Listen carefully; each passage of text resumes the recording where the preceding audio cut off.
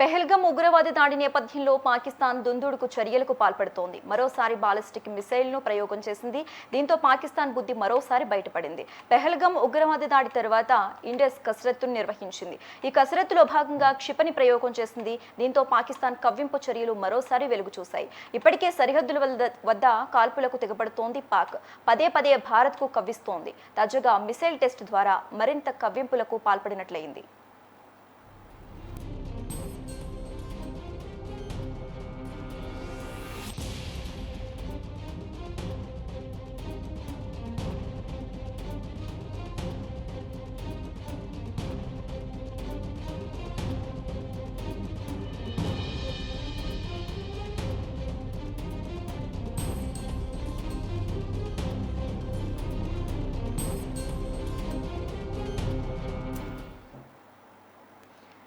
పెహల్గం ఉగ్రవాద దాడి నేపథ్యంలో పాకిస్తాన్ దుందుడుకు చర్యలకు పాల్పడుతోంది. మరోసారి బాలిస్టిక్ మిసైల్ను ప్రయోగం చేసింది. దీంతో పాకిస్తాన్ బుద్ధి మరోసారి బయటపడింది. పెహల్గం ఉగ్రవాద దాడి తర్వాత ఇండస్ కసరత్తును నిర్వహించింది. ఈ కసరత్తులో భాగంగా క్షిపణి ప్రయోగం చేసింది. దీంతో పాకిస్తాన్ కవ్వింపు చర్యలు మరోసారి వెలుగు చూశాయి.